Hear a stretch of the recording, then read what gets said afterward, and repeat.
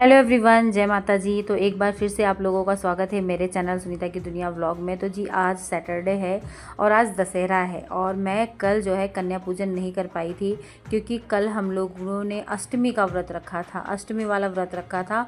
और फिर एक बार मेरा ये मन हुआ कि मैं शाम को हवन पूजन करके कन्या पूजन कर देती, क्योंकि कल मोस्ट ऑफ लोग कन्या पूजन किए थे, लेकिन शाम को फिर मरी माता मतलब जाने का प्लान बन गया, मरी माता दर्शन करने का। तो फिर मैंने सोचा कि नहीं, दर्शन करना भी ज़रूरी है, माता रानी का बुलावा आया है। तो फिर मैं वहाँ चली गई थी। तो कल जो है कन्या पूजन नहीं हो पाया था। तो फाइनली आज दशहरे वाले दिन सुबह मैं उठ गई हूँ 4:30 ही बजे, और मेरा ये इरादा था कि मैं 8 बजे तक कन्या पूजन कर दूँ। तो बस उठने के बाद मैं अपना सारा काम निपटा के झाड़ू पोछा और सारी चीज़ें निपटा के नहा धो के तैयार हो गई। कपड़े वपड़े भी मैंने धुलने को लगा दिए हैं। और उसके बाद बहुत जल्दी मैंने कन्याओं के लिए मतलब भोग बनाया है, जिसमें छोला पूड़ी और खीर। और आज ही मुझे हवन भी करना था और मेरे हस्बैंड को ड्यूटी भी निकलना था। तो बहुत सारी चीज़ें सुबह के टाइम पे हो गई थी, लेकिन सब कुछ मैंने टाइम से मैनेज कर लिया था। तो बस वो मैंने किस तरह से मैनेज किया था वही आप लोगों के साथ शेयर करने जा रही हूँ। तो व्लॉग को एंड तक ज़रूर देखिए।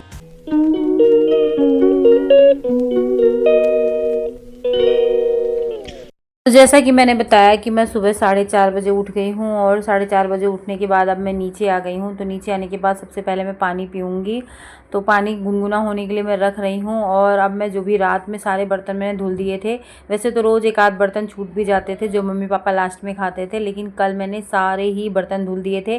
सिंक जो है एकदम क्लीन थी, क्योंकि यही था कि भाई सुबह भोग का प्रसाद बनाना है तो किचन एकदम साफ़ सुथरी होनी चाहिए, जूठी नहीं होनी चाहिए।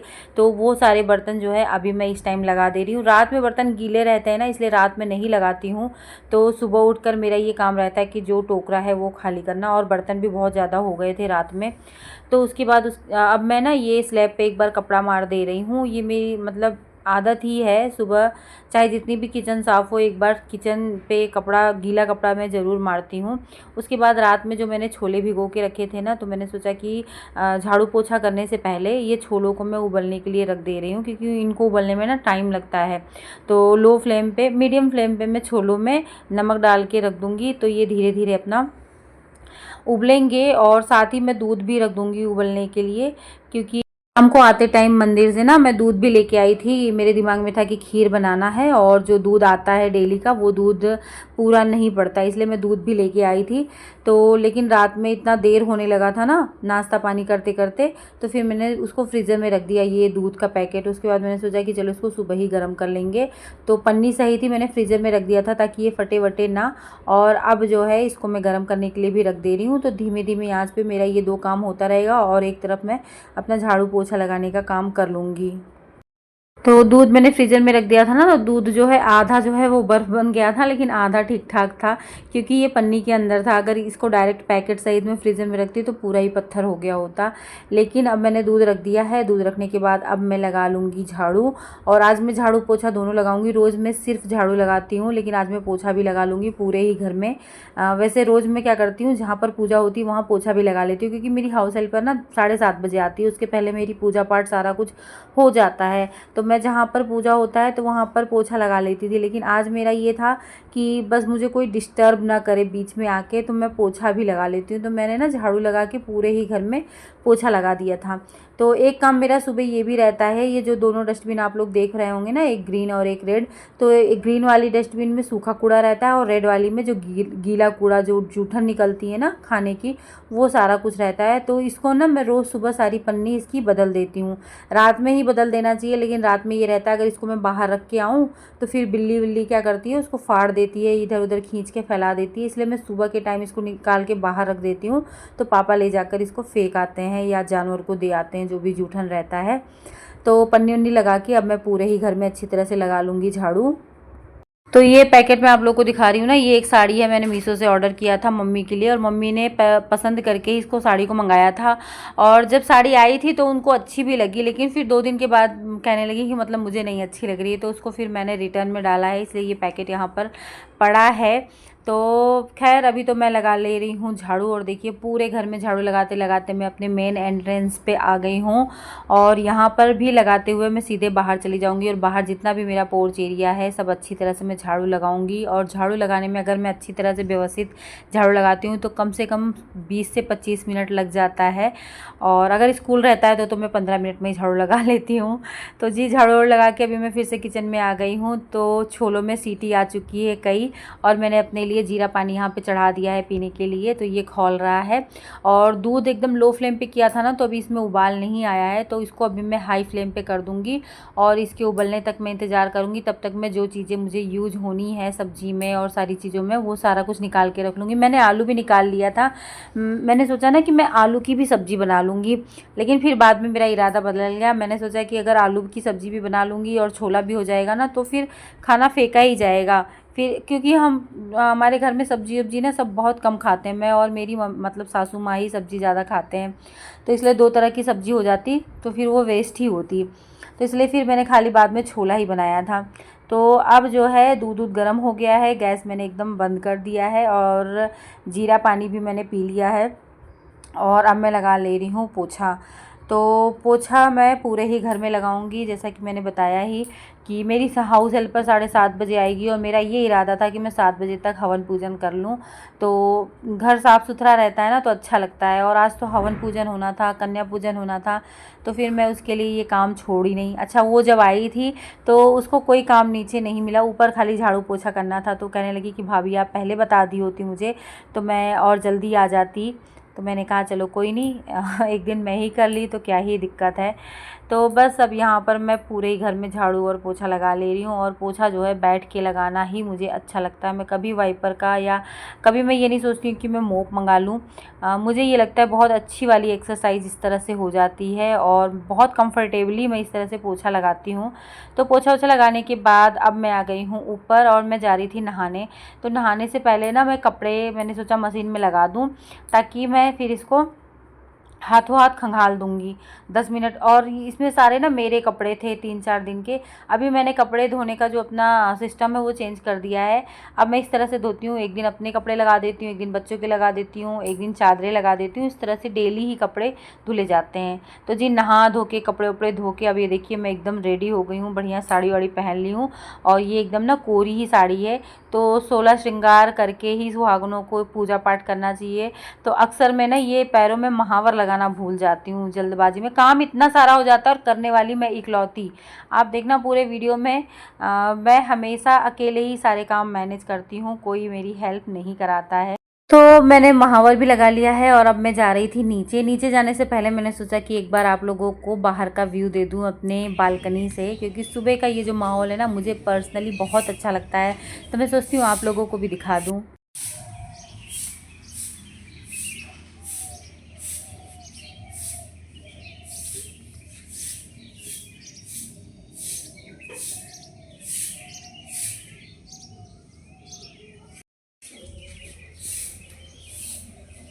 अब मैं आ गई हूँ नीचे, और यहाँ पर माता जी को मैं हाथ जोड़ के प्रणाम करूँगी। और इस समय मैं अभी पूजा नहीं करूँगी, आज मैं पूजा हवन के टाइम पे ही करूँगी, इसलिए सिर्फ माता जी के सामने सिर झुकाकर हाथ जोड़कर मैं आ गई हूँ फिर से अपनी कर्मभूमि में, किचन में।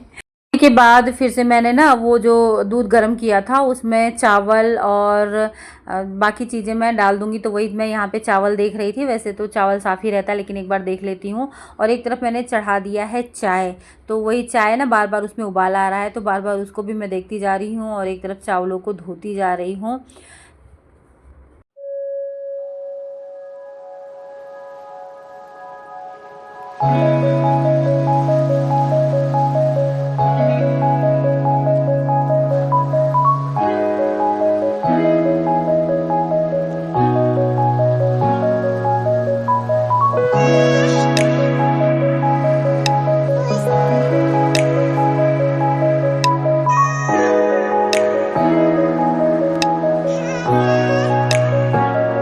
खीर में ना मैंने चावल और जो भी ड्राई फ्रूट्स थे और सब कुछ मैंने एक साथ डाल दिया है। बस अब इसमें चीनी ही डालने की कसर रहेगी।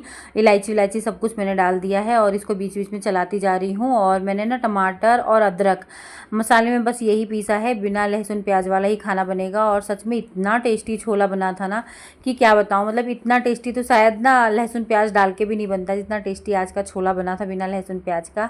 तो बस यहाँ पे मैं छोले को छौंकने की तैयारी कर ले रही हूँ। सरसों का तेल मैंने कुकर में डाल दिया है और उसमें मैं डालूँगी तेज पत्ता, लौंग, इलायची और दालचीनी और थोड़ा सी जीरा। और उसके बाद उसमें हींग डाल के मैं जो मसाले मैंने पीसे हैं, सॉरी, टमाटर और जो अदरक का जो मैंने पेस्ट तैयार किया है ना, पहले वो डाल दूँगी। और फिर उसी में मैं बाकी के मसाले, जो बेसिक मसाले होते हैं, धनिया पाउडर और किचन किंग मसाला, लाल मिर्च पाउडर, नमक और कसूरी मेथी, तो ये सारी चीज़ें डाल के ना मैं मसाले को अच्छी तरह से पका लूँगी।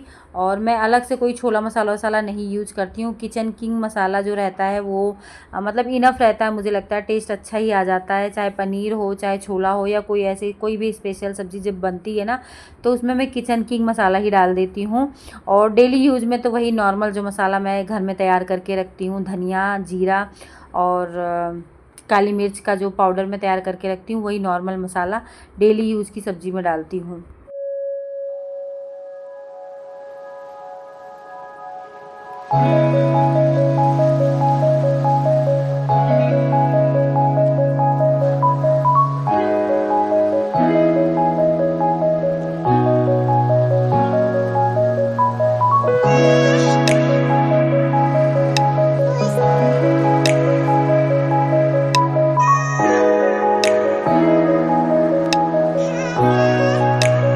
खीर में मैंने चीनी वीनी भी डाल दिया है और खीर जो है वो लगभग तैयार ही हो गई है। और देखिए मसाला भी अच्छी तरह से पक गया है, मसाले ने जो है वो तेल छोड़ दिया है।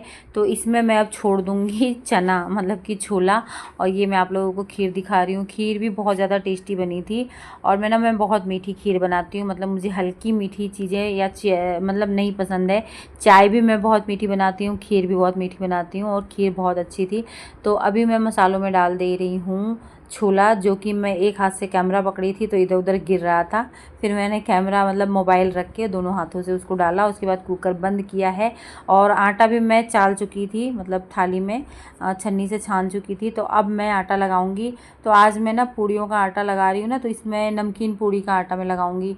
तो कसूरी मेथी है, अजवाइन है, नमक है और थोड़ा सी तेल डालूंगी मोयन के लिए। तो मेरे बच्चों को ये बहुत पसंद आती है। और आप आटा देख रहे हैं ना, ये आटा कम पड़ गया था बाद में मुझे, फिर इतना आटा लगाना पड़ा था, अंदाज़ा ही नहीं मिला।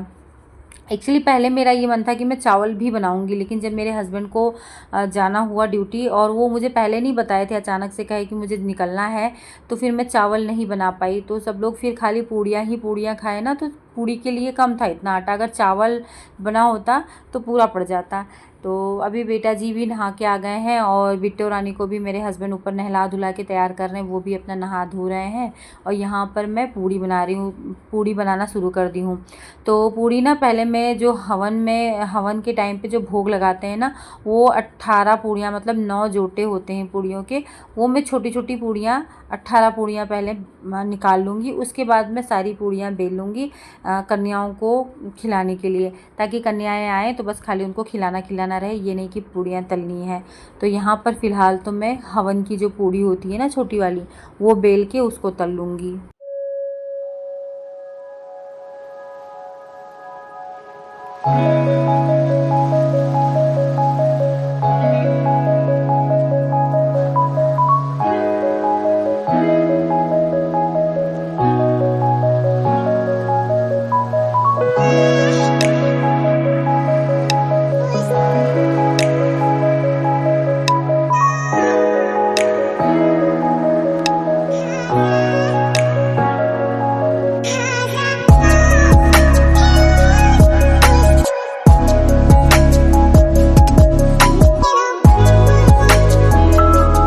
बनाने के बाद इस तरह से मैंने एक थाली में निकाल लिया है माता जी को भोग लगाने के लिए। ऊपर से मैंने तुलसी की पत्तियां रख दी हैं।